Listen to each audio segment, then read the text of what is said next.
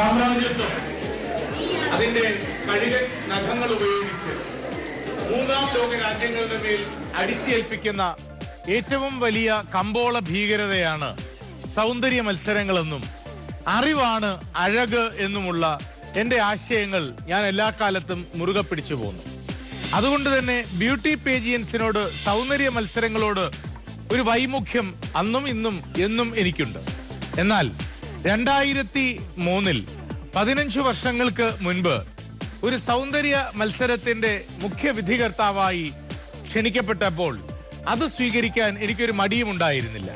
കാരണം ആ വർഷം സർവകലാശാലാ തലത്തിൽ മലയാളത്തിൽ 1ാം റാങ്ക് കരസ്ഥമാക്കിയ ഒരു സമാന്തര വിദ്യാഭ്യാസ സ്ഥാപനം അറിവിനെ തന്നെ അഴകാക്കിക്കൊണ്ട് ഒരു മലയാളി മങ്ക മത്സരം നടത്തിയപ്പോഴാണ് ഞാൻ ആ മത്സരത്തിന്റെ വിധികർത്താവായി വന്നത്.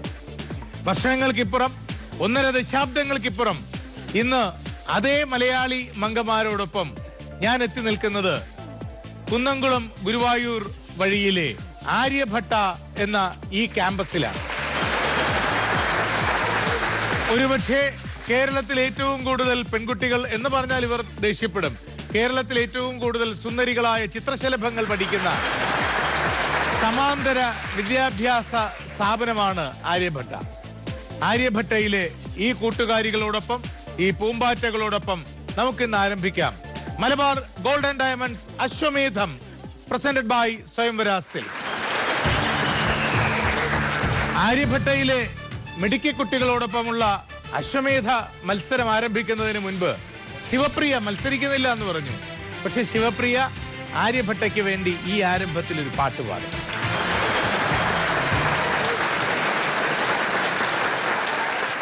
ചിലപ്പോ ഈ പാട്ടാകും വൈറലാവാൻ പോകുന്നത്. മഴ പാടും കുളിരായി വന്നതാരോ ഇവനോ, തെന്നലായി തണലായി ഇനിയാരോ ഇവനോ, അറിയാതൊരോമൽ പീലി തിരയുന്നു തമ്മിൽ നാം, കാണാതിരുന്ന നേരമാകെ തന്നെയായി നാം.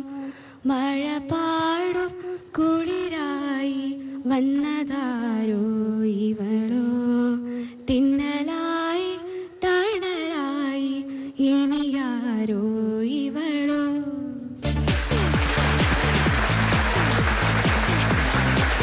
Very good Sivapriya.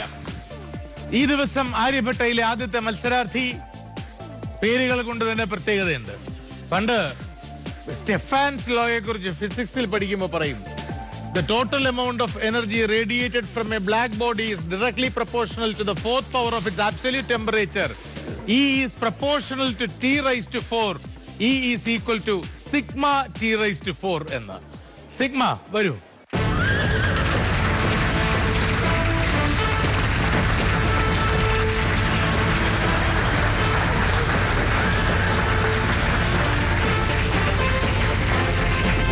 അന്ന് കോളേജിലും സ്കൂളിലും പഠിക്കുമ്പോൾ ഞാൻ അന്വേഷിച്ചിരുന്നതാണ് ഈ സിഗ്മ ഏതാണെന്ന്. ഒരു ദിവസമെങ്കിലും സിഗ്മയെ കണ്ടാൽ മണ്ടേ അടിച്ച് പൊട്ടിക്കണമെന്ന് ഫിസിക്സ് പരീക്ഷയുടെ തലേ ദിവസം പലതവണ ആലോചിച്ചിട്ടുള്ളതാണ്. എന്റെ സിഗ്മ എത്ര പേരുടെ പ്രാക്കാണെന്നറിയോ. ഇരിക്കെ പറയൂ സിഗ്മ, എന്തൊക്കെയുണ്ട് വിശേഷം? നല്ല വിശേഷം. കേട്ടില്ല. നല്ല വിശേഷം. നല്ല വിശേഷം. വീട് എവിടെയാണ്? കുന്നംകുളത്ത്. എന്താ പഠിക്കുന്നത്? ബികോം. സിഗ്മയ്ക്ക് ഒരു ഇച്ചിരി ടെൻഷൻ ഉണ്ടല്ലേ? തുടക്കത്തിന്റെ ടെൻഷനാണ്. കുഴപ്പമില്ല, ഇനി വരുന്ന കുട്ടിയൊക്കെ ടെൻഷൻ അങ്ങ് മാറിക്കോളൂ. അശ്വമേധം കണ്ടിട്ടുണ്ടോ? ഇഷ്ടമാണ്. മത്സരിക്കാൻ ഇന്നിങ്ങനെ ഒരു അവസരം ഉണ്ടാവുമെന്ന് പ്രതീക്ഷിച്ചോ? ഇല്ല. തുടങ്ങാം. ആദ്യത്തെ 10 ചോദ്യങ്ങളുടെ മേഖലയിലേക്ക് ആരംഭമായതുകൊണ്ട് അല്പം പേടിച്ചരണ്ടിരിക്കുന്ന, എന്നാൽ ഈ പേടി ഇതൊക്കെ ഞാൻ നിങ്ങളെ കാണിക്കാനുള്ള ഒരു അടവാണ് എന്ന് എനിക്ക് മനസ്സിലാക്കി തരുന്ന സിഗ്മ എന്ന കൂട്ടുകാരിയോടൊപ്പം യാഗം.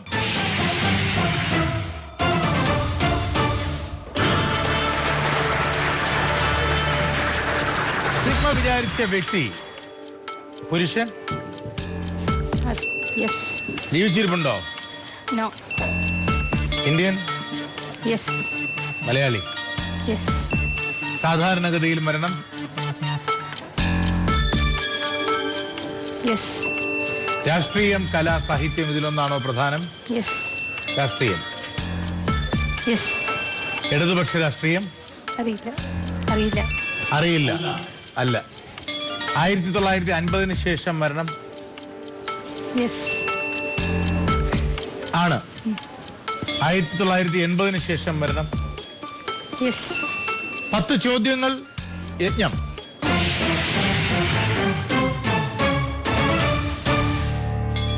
സമൃദ്ധമായി ആഹാരം കഴിക്കാൻ നിവൃത്തിയുള്ള കൂട്ടുകാരന്റെ വീട്ടിലെ നായ്ക്കുട്ടിയാകാൻ കൊതിച്ച് ഒടുവിലൊരു മഹാസാമ്രാജ്യത്തിന്റെ മുഴുവൻ അധിപനായി മാറിയ ഒരു ജീവിതത്തിനുടമയാണോ അദ്ദേഹം? അറിയില്ല. അതെ, പണ്ടൊരാളുണ്ടായിരുന്നു. കഞ്ഞിക്കലത്തിൽ കൈയിട്ടിളക്കിയാൽ 2 വറ്റ് കിട്ടിയാൽ അതുകൊണ്ട് വിശപ്പടക്കാൻ കഴിയുമെന്ന് കരുതിയിരുന്ന ഒരാൾ.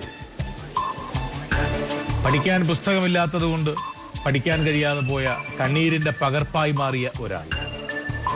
ഓല മേയാത്ത കുടിലിൽ താമസിച്ചിരുന്ന ഒരാൾ. എന്നും ദുരിതത്തിന്റെയും ദാരിദ്ര്യത്തിന്റെയും വർത്തമാനങ്ങളിൽ ജീവിച്ചു പോയ ഒരാൾ. പുസ്തകം വാങ്ങാൻ കാശില്ലാതെ. കൂട്ടുകാരനായ ബാബുവിനോട് അയാൾ പറഞ്ഞു, ഈ കുട്ടനെന്നാൾ പറഞ്ഞു, എനിക്ക് നിന്റെ ടെറസ് വീടൊന്ന് കാട്ടിത്തരണം, ഞാൻ കണ്ടിട്ടില്ല. അച്ഛനും അമ്മയും വഴക്ക് പറയും, കറുത്ത ദരിദ്രനായ നിന്നെ വീട്ടിൽ കൊണ്ടുപോയാൽ എന്നാ ഈ കൂട്ടുകാരൻ ബാബു. കുഴപ്പമില്ല, അടുത്ത ഞായറാഴ്ച വീട്ടിലാരും കാണില്ല, നീ വാന്നു പറഞ്ഞു. കഞ്ഞിക്കലത്തിൽ അന്നുച്ചയ്ക്ക് കൈയിട്ടിളക്കിയപ്പോൾ വറ്റുപോലും കിട്ടിയില്ല. വിശപ്പിനോടാ യുദ്ധം. യുദ്ധം ചെയ്ത് നിന്ന് തോക്കും വിശപ്പിനോട്.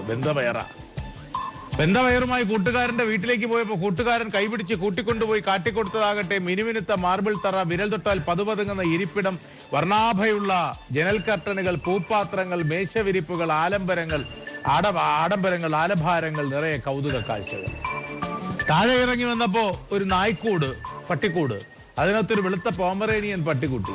ആ പട്ടിക്കുട്ടിയുടെ മുന്നിൽ വെളുത്ത പാത്രം, അതിൽ ചോറ്, mutton fry, chicken fry, fish fry, beef fry, biryani. ഇവന്റെ കഞ്ഞിയിൽ കൈയിട്ടിളക്കിയിട്ട് ഉച്ചയ്ക്കൊന്നും കിട്ടാതെ പോയവനാണ്.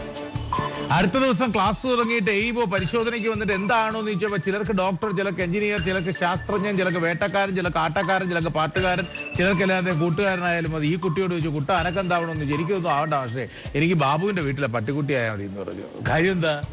വല്ലപ്പോഴും നല്ല ഭക്ഷണങ്ങൾ.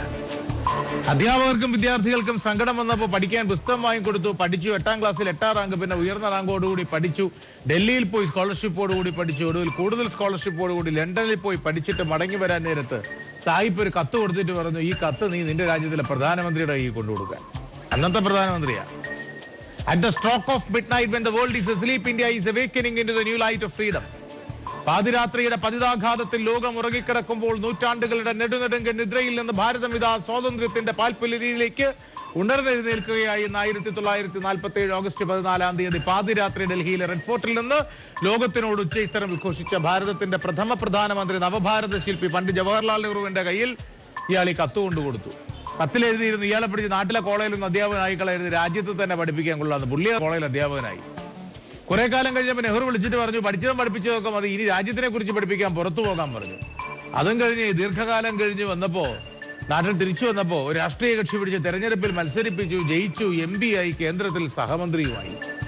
ഒടുവിലൊരു പ്രഭാതത്തിൽ അന്ന് ഈ പള്ളി പൊളിക്കലിന്റെയും അഴിമതിയുടെയും എല്ലാം വാർത്തകൾ കേട്ട് തകർന്നു പോയിരുന്ന ഭാരതീയന്റെ വ്രണിതമായ ആത്മാഭിമാനത്തിന്റെ നടുവിൽ ഒരു പ്രഭാതത്തിൽ ലോകമെമ്പാടുമുള്ള ഭാരതീയർക്ക് അഭിമാനത്തിന്റെ യശോഗോപുരമായ, വിശിഷ്യ നമ്മൾ മലയാളികൾക്ക് അഭിമാനത്തിന്റെ ധവള സ്തംഭമായ ഒരു വാർത്ത വന്നു. ബാബുവിന്റെ വീട്ടിലെ പട്ടിക്കുട്ടിയാകാൻ കൊതിച്ച കീഴ്ച്ചേരിലെ രാമന്റെ മകൻ കുട്ടൻ എന്ന് വിളിപ്പേരുള്ള മനുഷ്യൻ ഇന്ത്യ എന്ന ജനാധിപത്യ സാമ്രാജ്യത്തിന്റെ ചരിത്രത്തിലെ ആദ്യത്തെ കറുത്തവനായ രാഷ്ട്രപതിയായി എന്നാണ് വാർത്ത. അന്ന് ലോകം കൈകോർത്ത് നെഞ്ചിടിപ്പോടെ ആദരവോടെ ആ പേര് വിളിച്ചു, KR നാരായണൻ എന്ന്. ആണോ? ശരി. KR നാരായണൻ ഇന്ത്യയുടെ 10ാമത്തെ രാഷ്ട്രപതിയായിരുന്നു. നയതന്ത്രജ്ഞൻ, രാഷ്ട്രീയ നേതാവ് എന്നീ നിലകളിലും വ്യക്തിമുദ്ര പതിപ്പിച്ച ഇദ്ദേഹം പിന്നോക്ക സമുദായത്തിൽ നിന്നും ഇന്ത്യയുടെ പ്രഥമ പൗരനായ ആദ്യ ആളാണ്. 1992 ഇന്ത്യയുടെ 9ാമത്തെ ഉപരാഷ്ട്രപതിയായി സ്ഥാനമേറ്റെടുത്തു. 1997 ഇന്ത്യയുടെ പ്രഥമ പൗരനാകുകയും ചെയ്തു.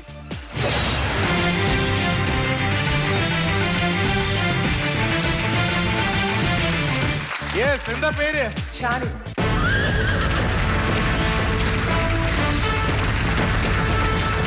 ഷാനി എവിടെയാ സ്ഥലം? പുളിക്കൽ. ഏത് college? Blossom arts and science college. ആദ്യത്തെ 10 ചോദ്യങ്ങളുടെ മേഖലയിലേക്ക് യാഗം. Indian, Yeah. പുരുഷൻ, Yes. മലയാളി, No. ജീവിച്ചിരിപ്പുണ്ടോ? No. ഇല്ല. സാധാരണഗതിയിലാണോ മരിച്ചത്? Yes. ആണ്. South Indian, No. രാഷ്ട്രീയം, കലാ, സാഹിത്യം. Yes. രാഷ്ട്രീയം. Yes. 1980 ശേഷം മരിച്ചു. ആഫ്റ്റർ 1980 സംശയമുണ്ടോ? ചോദിക്കണോ? ഡെത്ത് ആഫ്റ്റർ 1980 ആണോ സർ? ആഫ്റ്റർ 1980 ആണോ മരിച്ചത്? അല്ല. ആഫ്റ്റർ 1950? യെസ്. Yes. ശരി, 10 ചോദ്യങ്ങൾ. യജ്ഞം.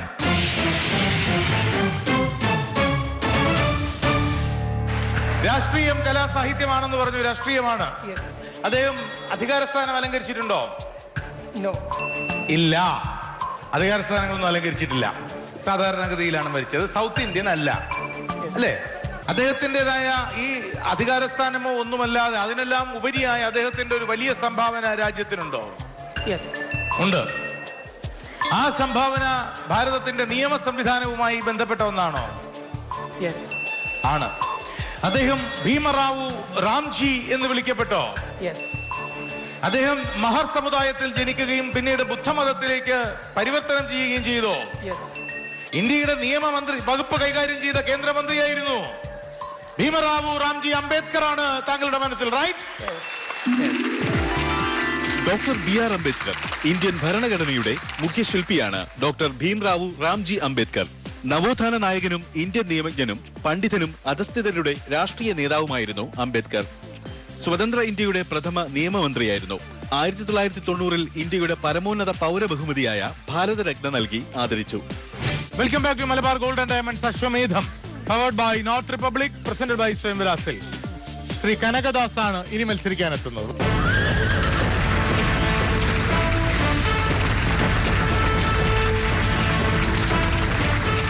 എന്ത് ചെയ്യുന്നു? സോഷ്യൽ വർക്കറാണ് സർ. സാമൂഹ്യ പ്രവർത്തകനാണ്. യാ. ശരി. എവിടെയാ വീട്? പയ്യോളി, തുറയൂർ. PT ഉഷയൊന്നുമല്ലല്ലോ അല്ലേ മനസ്സിൽ? നിയറസ്റ്റ് PT ഉഷയുടെ വീട്ടിനടുത്ത്. വീട്ടിനടുത്താണ്. Yeah. മനസ്സിലതല്ല. No no no never. ശരി. കനകദാസ് എവിടെയാ പഠിച്ചതൊക്കെ? ഞാൻ തൗസി ആർട്സ് കോളേജ്. അടിസ്ഥാനപരമായി തമിഴ്നാട്ടിലാണോ ജീവിച്ചത്? No no no from Kerala. ശരി, നമുക്ക് ആരംഭിക്കാം. Yeah sir. എനിക്ക് തോന്നുന്നു കുറച്ചുകൂടി എനിക്കേറെ പരിചയം, നമുക്ക് എല്ലാവർക്കും പരിചയം, സഞ്ചരിക്കാൻ പരിചയമുള്ള വീട്, അല്ലെങ്കിൽ അകമുറിയും അടുക്കളയും ഇടനാഴിയും എല്ലാം കണ്ണടച്ചാൽ നടക്കാൻ കഴിയുന്ന വീട് ഏതെന്ന് ചോദിച്ചാൽ ഹോട്ടലുകളിലൊക്കെ നമുക്ക് നടക്കാൻ പറ്റും. പക്ഷെ കണ്ണ് പൂട്ടിയിട്ടാലും നമുക്ക് നടക്കാൻ കഴിയുന്നത് സ്വന്തം വീട്ടിൽ മാത്രമാണ്, അല്ലേ? അതിന് സ്വിച്ച് ഇടാനും നടക്കാനും ഒന്നും കാല് തട്ടാതെ കണ്ണ് കെട്ടി നമുക്ക് സ്വന്തം വീട്ടിൽ നടക്കാം. അതുപോലെ എനിക്ക് നടക്കാൻ പരിചയമുള്ള ഏറ്റവും വലിയ വീടിന്റെ പേര് മലയാളം എന്നാണ്. അത് നമുക്ക് മലയാളത്തിലാക്കാം സംസാരം കഴിയുന്നത്. തീർച്ചയായും. ശരി. ആദ്യത്തെ 10 ചോദ്യങ്ങളുടെ മേഖലയിലേക്ക് യാഗം. താങ്കൾ വിചാരിച്ച വ്യക്തി ഒരു പുരുഷനാണോ? തീർച്ചയായും. ജീവിച്ചിരിപ്പുണ്ടോ? ഉണ്ട് സർ. ഇന്ത്യൻ. യാ. 50 വയസ്സിന് മുകളിൽ പ്രായം. യാ. മലയാളി. യാ. രാഷ്ട്രീയം, കലാ, സാഹിത്യം. കല. Thank you. അത് പറയേണ്ട കാര്യമില്ല. യെസ് ഓർ നോ, അതേ അല്ലെങ്കിൽ Yes. അല്ല എന്ന് പറഞ്ഞാൽ Yes. മതി. എന്തായാലും കല എന്ന് പറഞ്ഞില്ലേ, ഇനിയിപ്പോ എസ് എന്ന് പറഞ്ഞിട്ട് കാര്യമില്ല. പെർഫോം ചെയ്യുന്ന കലാകാരനാണോ? തീർച്ചയായും. സിനിമയാണോ മേഖല? അല്ല. സംഗീതമോ ഉപകരണ സംഗീതമോ ആണോ? അല്ല. നൃത്തരൂപങ്ങളിലൊന്ന്. അതെ. 10 ചോദ്യങ്ങൾ. യജ്ഞം. മലബാർ. തീർച്ചയായും. കോഴിക്കോട് ജില്ല. അതെ. 70 വയസ്സിന് മുകളിൽ പ്രായം. യാ. പേരിനോടൊപ്പം സ്ഥലപ്പേരോ വീട്ടുപേരോ ഉണ്ടോ? ഉണ്ട്. സ്ത്രീ വേഷമാണോ പ്രധാനമായും ചെയ്തിരുന്നത്? ചെയ്യാറുണ്ട്. പ്രധാനമായും. അതെ. അദ്ദേഹത്തിന്റെ സ്ഥലം കോഴിക്കോട് ജില്ലയുടെയും മലപ്പുറം ജില്ലയുടെയും അതിരാണ്, ഏകദേശം അതിർ ഭാഗമാണോ? അല്ല. 16 ചോദ്യങ്ങൾ. രാജസൂയം.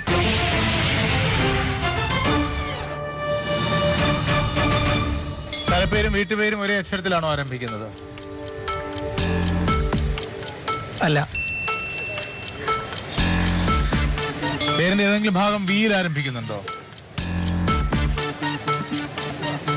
ഇല്ല. 70 കഴിഞ്ഞു എന്നല്ലേ പറഞ്ഞേ? അതെ. അല്ലേ? അതെ. കഥകളിയാണോ പ്രധാനം? കഥകളി ആണ് പുള്ളി ഇത്രയും വർഷമായിട്ട് ചെയ്തുകൊണ്ടിരിക്കുന്നത്. കെയിൽ ആരംഭിക്കുന്നുണ്ടോ പേരിന്റെ ഏതെങ്കിലും ഭാഗങ്ങൾ? പേര് കെയിൽ ആരംഭിക്കുന്നുണ്ടോ? അതെ. എന്ത് കൈ തരാൻ പോകുന്ന? ഒരു ചോദ്യം കൂടെ എനിക്കുള്ളൂ. എന്തൊക്കെയാ സാമൂഹ്യ പ്രവർത്തനത്തിൽ പ്രധാനമായി ചെയ്യാറുള്ളത്? ഞാൻ ഇന്ത്യയിലെ എല്ലാ സംസ്ഥാനങ്ങളിലും പോയിട്ട് ട്രൈബൽ ഏരിയയിൽ വർക്ക് ചെയ്തിട്ടാണ് നാഷണൽ അവാർഡ് കിട്ടിയിരിക്കുന്നത്. അതുപോലെ തന്നെ ഏറ്റവും നല്ല സ്റ്റേറ്റ് അവാർഡ്, ഏറ്റവും നല്ല ഡിസ്ട്രിക്ട് അവാർഡ്, ഇപ്പോഴേ സ്റ്റേറ്റ് ലീഗൽ സർവീസ് അതോറിറ്റി, പിന്നെ അതുപോലെ തന്നെ ഫയർ ആൻഡ് റെസ്ക്യൂവിൻ്റെ CRV വളണ്ടിയറായിട്ട് വർക്ക് ചെയ്യുന്നു. പിന്നെ 18 വർഷമായിട്ട് കണ്ടിന്യൂസ് ആയിട്ട് 20 വർഷമാവുന്നു ജീവകാരുണ്യ പ്രവർത്തന രംഗത്ത് ഒരു പൈസയും വാങ്ങാതെ, പബ്ലിക്കിൽ നിന്ന് ഒരു പൈസയും വാങ്ങാതെ വർക്ക് ചെയ്യുന്നു. മാസ്റ്റർ ട്രെയിനറാണ് എമർജൻസി മെഡിസിൻ്റെ. അതിൽ ക്ലാസ്സിൽ നിന്ന് കിട്ടുന്ന വരുമാനം മാത്രമാണ് ഞാൻ എൻ്റെ എക്സ്പെൻസ് ആയിട്ട് എടുക്കാറുള്ളൂ. ഏത് അർദ്ധരാത്രിയിലും വിളിക്കാൻ പറ്റും, ബ്ലഡിന് വേണ്ടിയിട്ടും ഏത് സഹായത്തിന് വേണ്ടിയിട്ടും.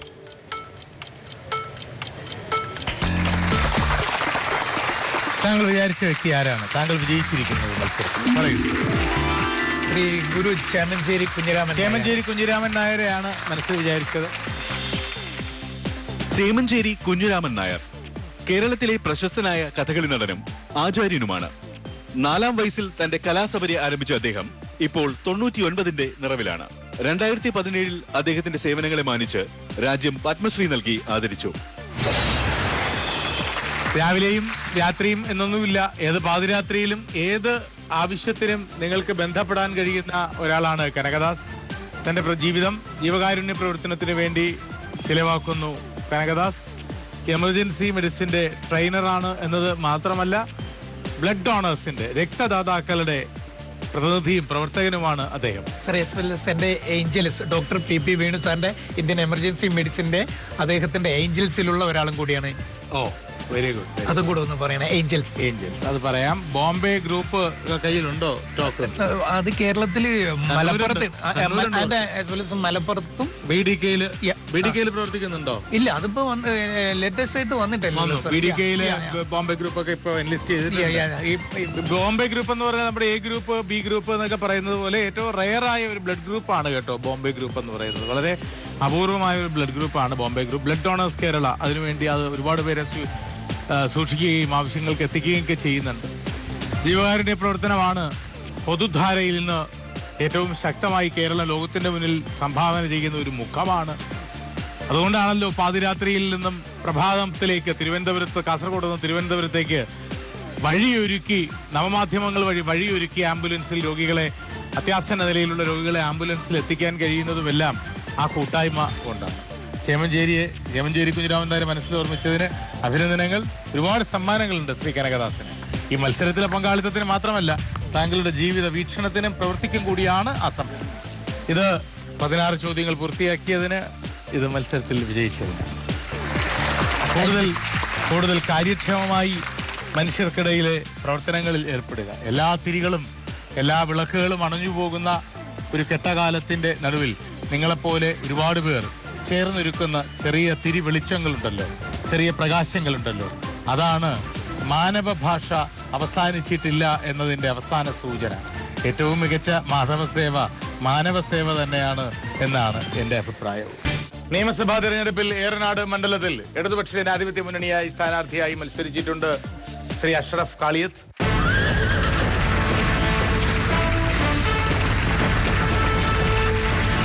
മാഷിനെ ക്ഷണിക്കാം.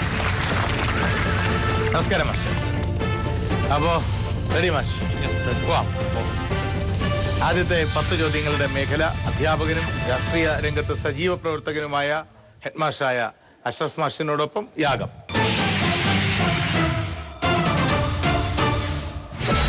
മാഷ് വിചാരിച്ചത് ഒരു പുരുഷൻ ജീവിച്ചിരിപ്പുണ്ടോ? ഇന്ത്യൻ? മലയാളി? രാഷ്ട്രീയം, കലാസാഹിത്യം? രാഷ്ട്രീയം, ഇടതുപക്ഷ രാഷ്ട്രീയം. CPI. അദ്ദേഹം ജീവിച്ചിരിപ്പുണ്ട് എന്നല്ലേ പറഞ്ഞ? 50 വയസ്സിന് മുകളിൽ പ്രായം. Just around. അറൗണ്ട് ആയുള്ളൂ. തൃശ്ശൂർ ജില്ല. യെസ്. 10 ചോദ്യങ്ങൾ യജ്ഞം. MLA ആയിട്ടുണ്ടോ? ഉണ്ട്. നിലവിൽ MLA ആണോ? അതെ. നിലവിൽ MLA ആണ്. ഇതിനു മുമ്പും MLA ആയിട്ടുണ്ട്. ഇതല്ലാതെ യെസ്. അദ്ദേഹം AYF-ന്റെ അഖിലേന്ത്യാ പദവികൾ വല്ലതും അലങ്കരിച്ചിട്ടുണ്ടോ? യെസ്. പേരിന്റെ ഏതെങ്കിലും ഭാഗം R എന്ന അക്ഷരത്തിൽ ആരംഭിക്കുന്നുണ്ടോ? ഇല്ല.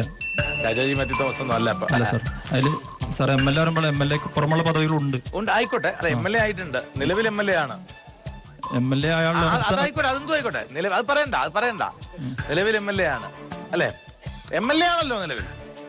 MLA ആണല്ലോ. അദ്ദേഹത്തിനും കേരളത്തിലെ ഏതെങ്കിലും മുൻ മുഖ്യമന്ത്രിക്കും പൊതുവായ പേർ സൂചികകളുണ്ടോ? ഉണ്ട്.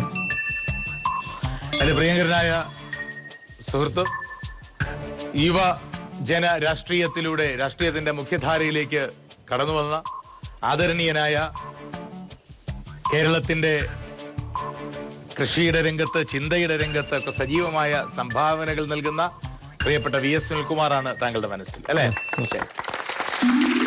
ബഹുമാനപ്പെട്ട മന്ത്രി ശ്രീ VS സുനിൽകുമാർ.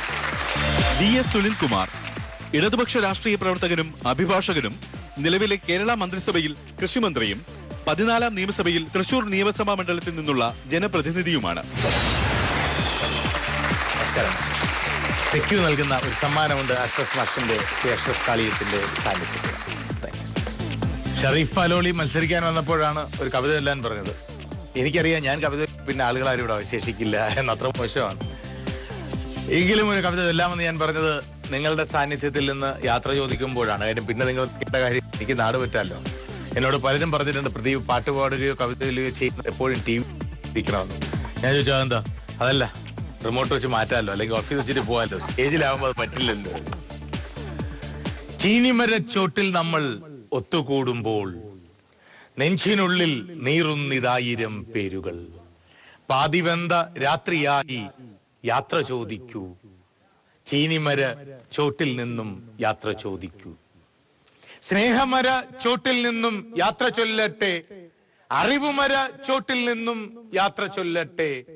മുറിവിനുള്ളിൽ നീറുവാനായി ഓർമ്മ തന്റെ വിങ്ങൽ മാത്രം. സ്മരണ തേനാൽ പുരട്ടിടാമീ യാത്രവാക്കിൻ ബാക്കി പത്രം. യാത്ര ചോദിക്കുന്നു ചീനിമര ചോട്ടിൽ നിന്നും, ഈ അറിവുമര ചോട്ടിൽ നിന്നും, ഈ സ്നേഹമര ചോട്ടിൽ നിന്നും. ഓർമ്മയുടെ തേൻ കൊണ്ട് അറിവിന്റെ മുറിവുകളുടെ നീറ്റൽ മായ്ക്കാൻ കഴിയും എന്ന വിശ്വാസത്തോടെ മറ്റൊരു മരച്ചോട് തേടി, മറ്റൊരു ക്യാമ്പസ് തേടി, മറ്റൊരു മഹാനഗരം തേടി അറിവിന്റെ സമസ്ത നദികളെയും പ്രണമിച്ചുകൊണ്ട് പിന്നെയും ഞങ്ങൾ തുടരട്ടെ. Good night from GS. പുതിയ കാലം എന്ന് പറയുമ്പോൾ പലപ്പോഴും അത് അന്തസാര ശൂന്യതയുടെയും യൗവനാഘോഷങ്ങളുടെയും മാത്രം കാലമായി പരിമിതപ്പെടുന്നുണ്ട് എന്ന് നമുക്കറിയാം. യൗവനപ്പുളപ്പിൻ്റെയും അന്തസാര ശൂന്യതയുടെയും മാത്രം ആഘോഷങ്ങൾ നമ്മുടെ ദൃശ്യമാധ്യമങ്ങളിൽ നിറയുന്ന ഇക്കാലത്ത് അറിവിനും വിവേകത്തിനും വിജ്ഞാനത്തിനും ഉൾവെളിച്ചത്തിനും പ്രാമുഖ്യം നൽകുന്ന ശ്രീ GS പ്രദീപിൻ്റെ അശ്വമേധം പരിപാടിയിലേക്ക് സന്തോഷത്തോടെ ഞാനും വരുന്നു. അതെ, നിങ്ങൾ കണ്ടതുപോലെ മലയാളത്തിന്റെ കഥാലോകത്തിലെ സൂര്യകാന്തി പൂവ്, മനുഷ്യരാമുഖം എഴുതിയ പ്രിയ കഥാകൃത്ത് ശ്രീ സുഭാഷ് ചന്ദ്രനാണ് ഇന്നത്തെ അതിഥി. സുഭാഷ്, സ്വാഗതം.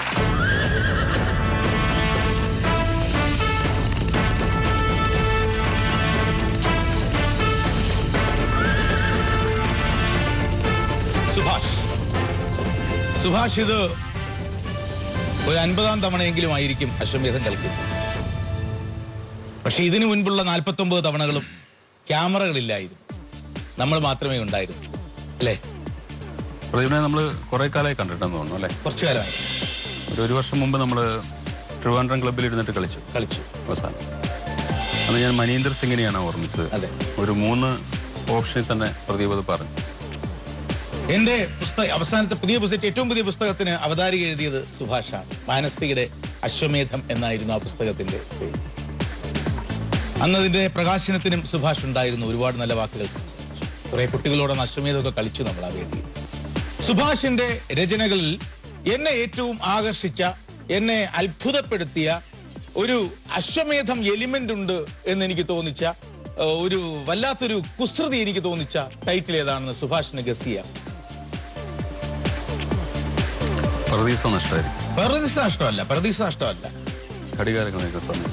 ഘടികാരങ്ങൾ നിലയ്ക്കുന്ന സമയവുമല്ല, മനുഷ്യരുടെ ആമുഖവുമല്ല, തൽപ്പവുമല്ല. സുഭാഷ്, ഞാൻ പറഞ്ഞു ഒരു കുസൃതി എന്നിൽ തോന്നിച്ചത്. സുഭാഷിന്റെ ടൈറ്റിലുകളിൽ എന്നെ ഏറ്റവും ആകർഷിച്ചത് ദാസ് ക്യാപിറ്റൽ എന്ന ടൈറ്റിലാണ്. ഈ ദാസ് ക്യാപിറ്റൽ എന്ന ടൈറ്റിൽ കണ്ടപ്പോ ആഹാ, സുഭാഷ് മൂലധനത്തെ കുറിച്ച് എഴുതിയോ എന്നറിയാൻ വേണ്ടി വളരെ ആകാംക്ഷയോടെ വായിച്ചപ്പോ മലയാളിയുടെ ഗന്ധർവ ഗായകനായ യേശുദാസിനെ കുറിച്ചുള്ള സുഭാഷിന്റെ ഓർമ്മക്കുറിപ്പുകളാണ് ദാസ് ക്യാപിറ്റൽ. അത്തരമൊരു ചിന്തയുടെ ആ ഒരു വേരിയേഷൻ ഉണ്ടല്ലോ, അതാണ് സുഭാഷിന്റെ ടൈറ്റിലുകൾക്കുള്ള ഏറ്റവും വലിയ പ്രത്യേകത. അഭിനന്ദനങ്ങൾ. പക്ഷെ എനിക്ക് ഇപ്പോഴും I am not really happy. ഞാൻ കുറച്ച് സുഭാഷ് ഇത്രത്തോളം സ്റ്റാർട്ടിംഗ് ട്രബിൾ വേണ്ട കാര്യം. നമ്മൾ തമ്മിൽ എന്തിനാ സ്റ്റാർട്ടിംഗ് ട്രബിൾ?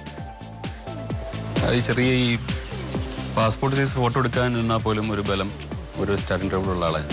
ക്യാമറ ചൂണ്ടിക്കഴിഞ്ഞാൽ തോക്ക് ചൂണ്ടിനേക്കാൾ പേടിക്കുന്ന ആളാണ്. കേരളത്തിനകത്തും വിദേശത്തുമുള്ള നിരവധി മലയാളികൾ സുഭാഷിന് കാണാൻ വേണ്ടി വളരെ ആകാംക്ഷയോടെ ഇരിക്കുകയാണ്. ഇന്നലെ പ്രമോ കണ്ടപ്പോൾ മുതൽ, ഇന്നലെ ഇതിന്റെ നാളത്തെ അധ്യായം എന്ന് കാണിച്ചപ്പോൾ മുതൽ വളരെ ആകാംക്ഷയോടെ ഇന്ന് സുഭാഷിനെ കാണാനിരിക്കുന്നവരാണ്. അതുകൊണ്ട് തന്നെ സ്റ്റാർട്ടിംഗ് ട്രബിൾ വേണ്ട, കാരണം അവരെല്ലാവരും സുഭാഷിന്റെ കൂടെയാണ്, എൻ്റെ കൂടെ അല്ല. സോ പ്ലീസ്, മനുഷ്യനൊരു ആമുഖം എഴുതാൻ ഉണ്ടായ സാഹചര്യത്തെ കുറിച്ച്. വലിയ നോവലുകളൊക്കെ വായിക്കുമ്പോൾ, മികച്ച നോവലുകൾ വായിക്കുമ്പോഴൊക്കെ നമുക്ക് നമ്മുടേതായ രീതിയിലൊരു ഭാഷയ്ക്ക്, മലയാള ഭാഷയ്ക്കും സാഹിത്യത്തിനും ഒരു നല്ല സൃഷ്ടി കൊടുക്കണമെന്ന് ആഗ്രഹിച്ചിരുന്നു. അത് കൗമാരം മുതലുള്ള ആഗ്രഹമായിരുന്നു. ഒരു 10-12 വർഷം മുമ്പ് ഞാൻ നോവൽ സംഗ്രഹം എന്നുള്ള പേരിൽ മനുഷ്യ ആമുഖത്തിൻ്റെ സിനോപ്സിസ് പോലെ ഒരു ചെറുകഥ പ്രസിദ്ധീകരിച്ചിട്ടുണ്ട്. ഒരു 10 വർഷം മുമ്പ് തന്നെ മനുഷ്യനൊരു ആമുഖത്തിൻ്റെ 1-ാം അധ്യായം എന്നുള്ള പേരിൽ ചെറുകഥ എഴുതിയിട്ടുണ്ട്. കുറേ കാലമായിട്ടുള്ള ആഗ്രഹമാണ് നമ്മുടെ കാലത്തെയും നമ്മുടെ സ്ഥലത്തെയും നമ്മുടെ ചരിത്രത്തെയും നമ്മുടെ ജീവിതത്തെയും സമഗ്രമായിട്ട് അടയാളപ്പെടുത്തി സാഹിത്യത്തെയും കുറ്റിപ്പുഴയെ കുറിച്ച് അതിനകത്ത് പരാമർശിക്കുന്നുണ്ട്. 100 വർഷത്തെ കേരളീയ ജീവിതത്തിൻ്റെ ഒരു വൈകാരിക ചരിത്രം എന്നുള്ള നിലയ്ക്കാണ് ഞാനത് വിഭാവനം ചെയ്തത്.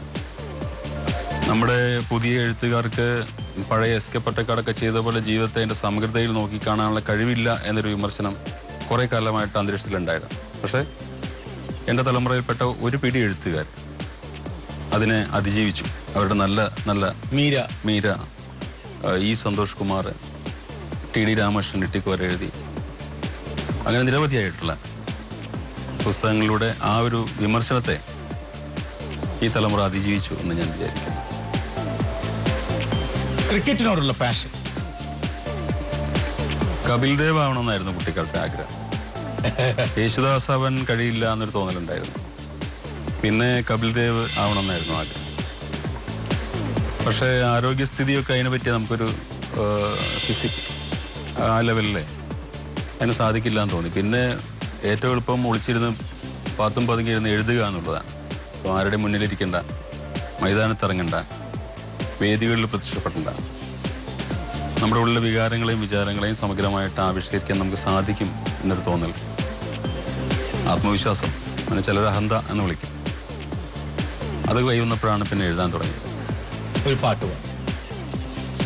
ഞാനിപ്പോൾ ഇങ്ങോട്ട് വന്നപ്പോൾ ആലോചിച്ച്, ഞാൻ പാട്ട് പാടുമെന്ന് തെറ്റിദ്ധരിക്കും ജനം ഇത് കേട്ടാൽ. പ്രദീപിനെ പറ്റി, പ്രദീപ്ജിയെ പറ്റി പണ്ട് ശ്രീകുമാരൻ എന്ന പേര് പാട്ട് എഴുതിയിട്ടുണ്ട്. ഒരുപക്ഷെ പ്രദീപ് ഈ മനുഷ്യ മനസ്സുകളെ ഉണർത്താനൊക്കെ തുടങ്ങുന്നതിന് വളരെ മുമ്പ്. അത് ഞാൻ മൂളാം.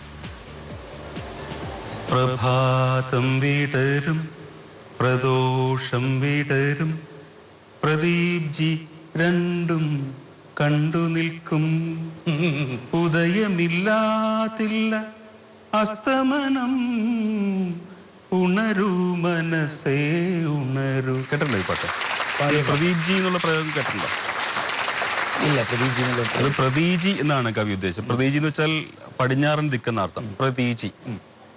ഞാൻ പ്രദീപ്ജിയെ പറ്റി ഓർത്തു, പെട്ടെന്ന് അത് ഓർത്തു. ഉണരൂ മനസ്സേ ഉണരൂ എന്നാണല്ലോ, അങ്ങനെ പാടിക്കുന്നു മാത്രം. നമുക്ക് ആരംഭിക്കാം. ഈ അശ്വയാത്രികനെ, മലയാളത്തിന്റെ പ്രിയങ്കരനായ കഥാകാരനോട്, അക്കാദമി അവാർഡ് ജേതാവായ സുഭാഷ് ചന്ദ്രനോട് എൻ്റെ ആദ്യത്തെ ചോദ്യം. താങ്കൾ വിചാരിച്ച വ്യക്തി ഒരു പുരുഷനാണോ? അല്ല. അല്ല. ജീവിച്ചിരിപ്പുണ്ടോ? ഉണ്ട്. ഉണ്ട്. അതുപോട്ടെ, ഭൂമിയിൽ എല്ലാവർക്കും സുഖം തന്നെ. സുഖം തന്നെ, സുഖം തന്നെ. സുഭാഷിന്റെ വീട്ടിന്റെ പേര് ഭൂമി എന്നാണ്. Asian? Asian. Indian? Indian. Malayali? Malayali. 50 വയസ്സിന് മുകളിൽ പ്രായം? അതെ. ഉണ്ട്. ജീവിച്ചിരിപ്പുണ്ടെന്നാണ് പറഞ്ഞത്. രാഷ്ട്രീയം, കല, സാഹിത്യം ഇതിലൊന്നാണോ പ്രധാന മേഖല? അതെ. ആണ്. രാഷ്ട്രീയം? അല്ല. സാഹിത്യം? അതെ. ചെറുകഥയോ നോവലോ ആണോ പ്രധാന മേഖല? കഥ. ആണ്.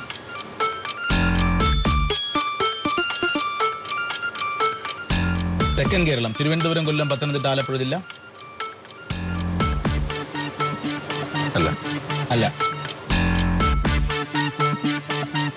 70 വയസ്സിന് മുകളിൽ പ്രായം? ഇല്ല. ഇല്ല.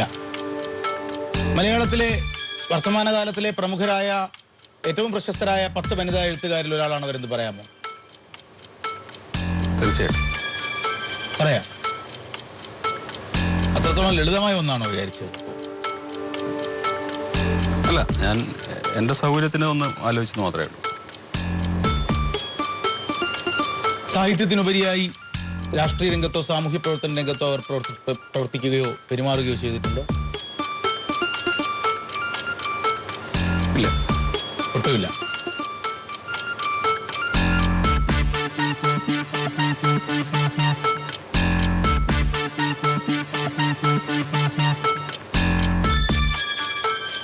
ബന്ധുക്കൾ ആരെങ്കിലും പ്രശസ്തരാണോ? അല്ല. അല്ല.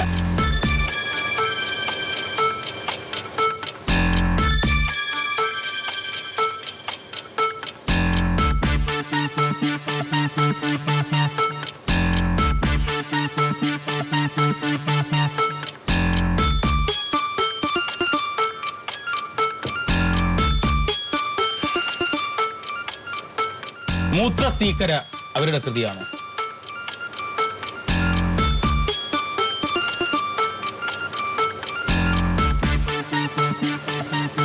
അതെനിക്ക് ലൈഫ് ലൈൻ. ഗ്രേസിയുടെ കൃതിയാണ് മൂത്രത്തീക്കര.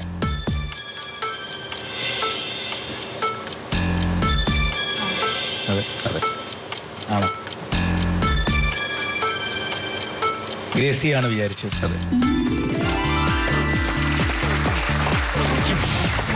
ഗ്രേസിയുടെ ഒരു നല്ല വളരെ സ്മാർട്ടായിട്ടുള്ള ഒരു വർക്കാണ് മൂത്രത്തീക്കര. എനിക്ക് തോന്നുന്നു റീസെന്റ് ആയിട്ട് ഞാൻ വായിച്ച ഗ്രേസിയുടെ കൃതി അതായിരുന്നു, മൂത്രത്തീക്കരയായിരുന്നു. ഗ്രേസി മലയാളിയായ സാഹിത്യകാരി. 1991 ഇവരുടെ ആദ്യത്തെ കഥാസമാഹാരമായ പടിയിറങ്ങിപ്പോയ പാർവതി പ്രസിദ്ധപ്പെടുത്തി. ഗ്രേസിയുടെ രചനകൾ ഇംഗ്ലീഷ്, ഹിന്ദി, തമിഴ്, ഒറിയ എന്നീ ഭാഷകളിൽ തർജ്ജിമ ചെയ്യപ്പെട്ടിട്ടുണ്ട്. എറണാകുളം ആലുവ UC കോളേജിൽ മലയാള അധ്യാപികയായി ജോലി ചെയ്യുന്നു. 1995 ലളിതാംബിക അന്തർജനം അവാർഡ്, 1997 തോപ്പിൽ രവി അവാർഡ്, 2000 കേരള സാഹിത്യ അക്കാദമി അവാർഡ് എന്നിവ ലഭിച്ചിട്ടുണ്ട്. നരകവാതിൽ, 2 സ്വപ്നദർശികൾ, ഗ്രേസിയുടെ കഥകൾ, മൂത്രത്തിക്കര തുടങ്ങിയവ പ്രധാന കൃതികളാണ്. എന്താ ഗ്രേസിയെ തിരഞ്ഞെടുത്തത്? ഗ്രേസി എൻ്റെ അയൽവക്കാണ്. വളരെ കാലമായിട്ട് പരിചയമുള്ള ഒരാളാണ്. ഇത്തരം സന്ദർഭങ്ങളിലൊക്കെ പലപ്പോഴും വളരെ ലൈംലൈറ്റിൽ നിൽക്കുന്ന ആളുകളെ മാത്രമേ ആളുകൾ ഓർക്കാറുള്ളൂ. സാധാരണ നമ്മുടെ പെണ്ണെഴുത്തുകാരികളുടെ വളരെ ലൈം ലൈറ്റിൽ നിൽക്കുന്ന ആളാണ്. അതെ, എന്നാലും അത്ര മുൻനിരയിൽ നിൽക്കാൻ ആഗ്രഹിക്കാം. സുഭാഷ് ചന്ദ്രൻ വളരെ പ്രയാസമേറിയ, മത്സരിക്കാൻ വേണ്ടി കഠിനമേറിയ ഒരു പേര് മനസ്സിലോർക്കും എന്നാണ് ഞാൻ കരുതിയത്. നമ്മൾ പേഴ്സണലായിട്ട് കളിക്കുമ്പോഴൊക്കെ ഞാൻ വളരെ കഠിനമായ കാര്യങ്ങൾ ആലോചിച്ചിട്ട് പ്രതി 2-3 ഇതിൽ പറഞ്ഞിട്ടുണ്ട്. അപ്പം ഞാൻ വെച്ചിട്ടാണ് ലളിതമാക്കാം എന്ന് കരുതിയത്. ഗ്രേസി, മാനസി, അക്ഷിത എന്നൊക്കെ പറയുമ്പോൾ പെട്ടെന്ന്, കഥാകാരി എന്ന് പറയുമ്പോൾ പെട്ടെന്ന് മനസ്സിൽ വരുന്ന പേരുകളല്ലേ.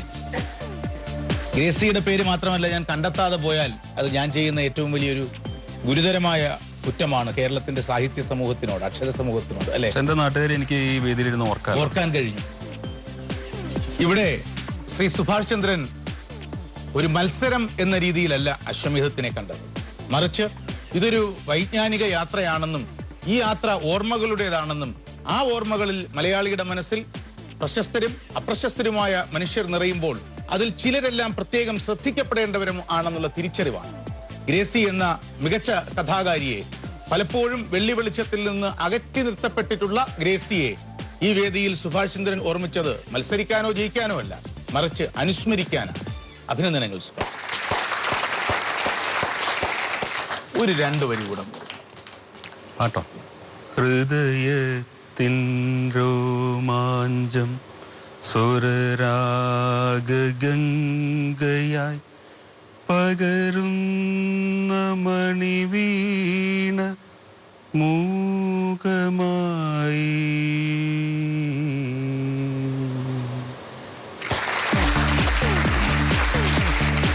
യേശുദാസ് ആകാൻ ആഗ്രഹിച്ചു, കപിൽ ദേവ് ആകാൻ ആഗ്രഹിച്ചു, മൈതാനത്തിലിറങ്ങാൻ മടിച്ചു, പൊതുവേദിയിൽ പാടാൻ മടിച്ചു. ഒടുവിൽ സുഭാഷ് ചന്ദ്രനായി. ഇന്ന് കേരളത്തിൽ കയ്യിൽ പേനയെടുക്കുന്ന ഓരോ കുഞ്ഞും ആഗ്രഹിക്കുന്നു സുഭാഷ് ചന്ദ്രനായി.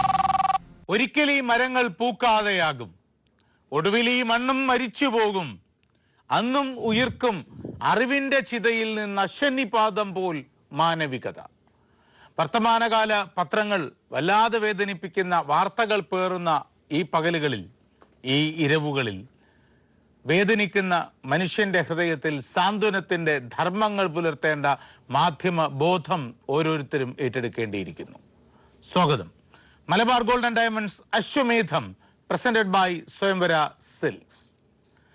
ഈ ദിവസത്തെ കോളേ ഗെയിമിൽ ആദ്യം മത്സരിക്കുന്നത് ആര് എന്ന് നോക്കാം. ഹലോ. ഹലോ. എന്താ പേര്? സജിമ. സജിമ. സജിമ എവിടെയാണ് സ്ഥലം? പാറത്തോട്, കാഞ്ഞിരപ്പള്ളിക്കടുത്ത്. കാഞ്ഞിരപ്പള്ളിയിൽ നിന്ന് വിളിക്കുന്ന സജിമ എന്ത് ചെയ്യുന്നു? ഞാനിപ്പോൾ വർക്ക് ചെയ്യുന്നില്ല. നേരത്തെ SSA സർവശിക്ഷ അഭിയാനിൽ അതിന്റെ ബ്രാഞ്ചായ പീരുമേട് BRCയിൽ വർക്ക് ചെയ്തിരുന്നു 5 വർഷത്തോളം. ഇപ്പോൾ വർക്ക് ചെയ്യുന്നില്ല. ശരി, സുഖം. പക്ഷെ കണ്ട സ്കൂളിൽ പഠിക്കുന്ന കുട്ടിയെ പോലെ തോന്നി എനിക്ക് ആദ്യം. അല്ല സർ, 2 കുട്ടികളുണ്ട്. ആണോ? എപ്പോഴും ചിരിക്കാറുണ്ട്. ചിരി എപ്പോഴും മായാതെ സൂക്ഷിക്കുക. നമുക്ക് മറ്റുള്ളവർക്ക് സമ്മാനിക്കാൻ കഴിയുന്ന ഏറ്റവും നല്ല ഔഷധം, ഏറ്റവും നല്ല ആഹ്ലാദം പുഞ്ചിരിയാണ്, അല്ലേ? ഇത് ചിത്രീകരിക്കുന്നതിന് 2 നാളുകൾക്ക് മുൻപാണ് അട്ടപ്പാടിയിൽ മധു എന്ന ചെറുപ്പക്കാരനെ ഒരു കൂട്ടം ആളുകൾ കെട്ടിയിട്ട് ക്രൂരമായി കൊല ചെയ്തതിനു ശേഷം മുഖപുസ്തകത്തിൽ പുഞ്ചിരിച്ചുകൊണ്ട് സെൽഫി എടുത്ത് പകർത്തിയത്. വേദനയുടെ വല്ലാത്ത കാരുണ്യമില്ലാത്ത ഒരു കാലഘട്ടത്തിൽ നമ്മൾ ജീവിക്കുന്നു.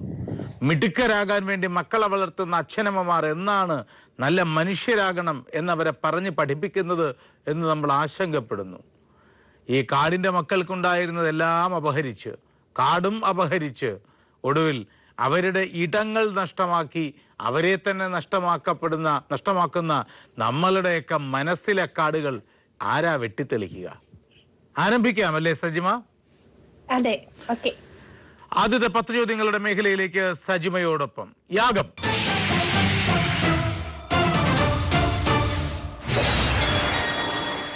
സജിമ അതൊരു പുരുഷനാണോ? അതെ. ജീവിച്ചിരിപ്പുണ്ടോ? ജീവിച്ചിരിപ്പില്ല. സാധാരണഗതിയിൽ മരണം? അതെ. ഇന്ത്യൻ? അതെ. രാഷ്ട്രീയം, കല, സാഹിത്യം ഇതിലൊന്നാണോ പ്രധാനം? അല്ല. മതപരം, ആത്മീയം, സാമൂഹ്യ പ്രവർത്തനം? അതെ. മതപരം, ആത്മീയം? അതെ. 1950 ശേഷം മരണം? അല്ല. 1900 ശേഷം മരണം? അല്ല. South Indian? കേരളം, തമിഴ്നാട്, കർണാടക, ആന്ധ്രാപ്രദേശ്, ലക്ഷദ്വീപ്, പോണ്ടിച്ചേരി? അല്ല. 10 ചോദ്യങ്ങൾ, യജ്ഞം.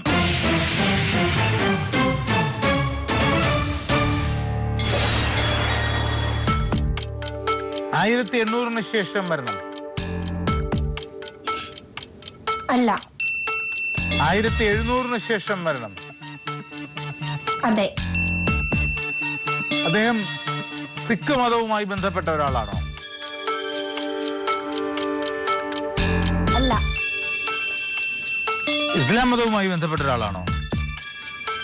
അതെ. അജ്മീർ ആയിരുന്നോ പ്രധാന പ്രവർത്തന മേഖല?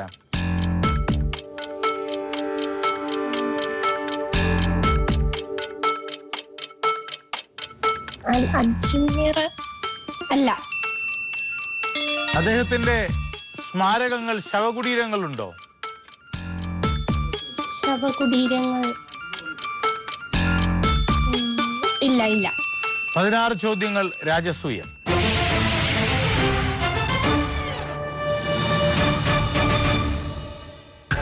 ഖോജ മൊയിനുദ്ദീൻ ചിഷ്ടിയെ പോലെ ഒരാളല്ല, അജ്മീർ ഒന്നും അല്ല. ശരി, അല്ല.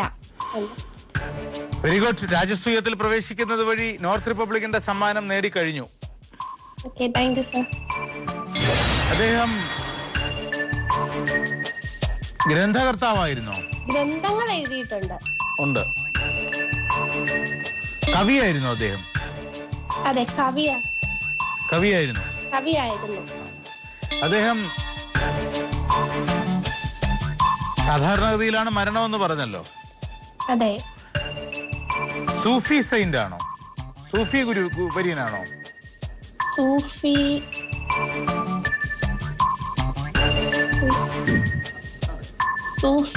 ഇല്ല.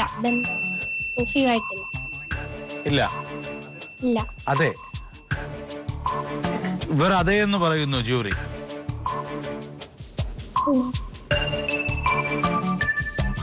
നോക്കാം എന്തായാലും. അദ്ദേഹത്തിന് ഏതെങ്കിലും രാജസദസ്സിൽ അംഗത്വം ഉണ്ടായിരുന്നോ? ബന്ധമുണ്ടായിരുന്നു. അദ്ദേഹത്തിനല്ല, ബന്ധമുണ്ടായിരുന്നു. മുഗൾ ചക്രവർത്തിമാരുമായി നേരിട്ട് ബന്ധമുണ്ടായിരുന്നോ? നേരിട്ടില്ല. ഇല്ല. പറയൂ. ഗുഡ്. കൺഗ്രാറ്റുലേഷൻസ്. പറയൂ. ഷാ വലിയുല്ലാഹി ദൗലവി. വ്യക്തമായി പറയൂ. ഷാ വലിയുല്ലാഹി ദൗലവി. അദ്ദേഹം ഒരു ഇസ്ലാമിക് സ്കോളറാണ്, പിന്നെ ഹിസ്റ്റോഗ്രാഫറാണ്. അദ്ദേഹം ഖുർആന് പേർഷ്യൻ ഭാഷയിലേക്ക് തർജ്ജിമ ചെയ്ത വ്യക്തിയാണ്. പിന്നെ അദ്ദേഹത്തിന്റെ ഫാദറും മദറും ഒക്കെ മുഗൾ സാമ്രാജ്യവുമായിട്ട് ഗ്രാൻഡ് ഫാദറും ഒക്കെ മുഗൾ സാമ്രാജ്യവുമായിട്ട് ബന്ധമുള്ള വ്യക്തിയാണ്. ഷാ വലിയുള്ളഹി ദലവി 18-ാം നൂറ്റാണ്ടിൽ ഡൽഹിയിൽ ജീവിച്ചിരുന്ന സൂഫി യോഗിയായിരുന്നു ഷാ വലിയുള്ളഹി ദലവി. 7-ാം വയസ്സിൽ തന്നെ അദ്ദേഹം ഖുർആൻ മനഃപ്പാഠമാക്കി. ഇദ്ദേഹം പേർഷ്യൻ ഭാഷയിലേക്ക് ഖുർആൻ പരിഭാഷപ്പെടുത്തിയിട്ടുണ്ട്. Very good. കൺഗ്രാറ്റുലേഷൻസ്. കൈ നിറയെ സമ്മാനങ്ങളുണ്ട് കേട്ടോ. പാട്ട് പാടില്ല. എന്റെ BRCയിൽ ഞാൻ വർക്ക് ചെയ്ത സ്റ്റാഫിനെല്ലാം ഒരു ഹായ് പറയൂ. ആരൊക്കെയാ? സാറിന്റെ ഒരു ഹായ്. BRCയില് പീരുമേട് BRC സജിമയോടൊപ്പം വർക്ക് ചെയ്ത പീരുമേട് BRCയിലെ എല്ലാവർക്കും എന്റെ വക ഒരു ഹായ്.